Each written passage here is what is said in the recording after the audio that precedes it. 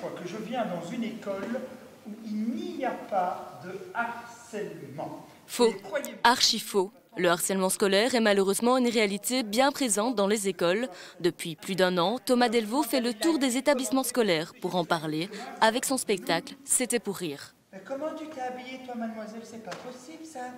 Attends, on dirait les rideaux de ma grand-mère. Sur scène, Thomas est montreur de harceleurs. Il montre tout ce qu'on fait de mieux en matière de harcèlement. Le but, en parler pour l'éviter à tout prix.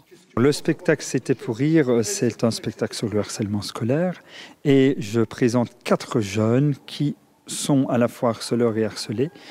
Et donc la phrase C'était pour rire se dit souvent dans les cours de récréation, on frappe mais c'était pour rire. Donc voilà, j'ai vraiment pris ce terme-là, ces 4 mots, pour éveiller la conscience collective des jeunes. Kimberley, Pascal, Aldo, Doudou. À travers ces personnages, Thomas parle de violence verbale, psychologique, de raquettes, de racisme et tout simplement du poids des mots, aussi sur les réseaux sociaux, car un commentaire peut faire mal. Le seul commentaire que j'ai à te faire, hop, grosse vache.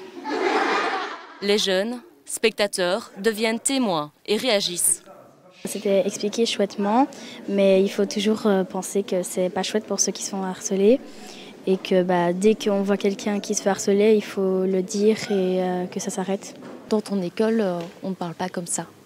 Parfois, quand même, pour certaines personnes.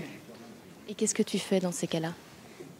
Moi, je m'en vais et je vais dans l'autre bout de la cour parce que j'ai peur que ça m'arrive à moi.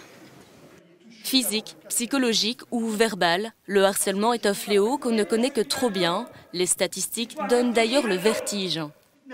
On estime qu'un jeune sur 3 entre 10 et 15 ans est concerné par une situation de harcèlement, que ce soit en position de cible, d'auteur ou de témoin.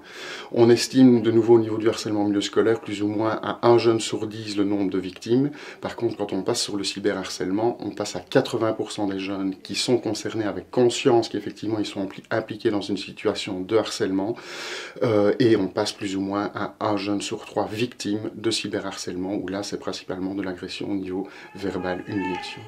Alors que vous soyez victime ou témoin d'un harcèlement, le mieux est toujours d'en parler pour y mettre fin, car... C'était pour rire, c'était pour rire. Ça devient pourri ton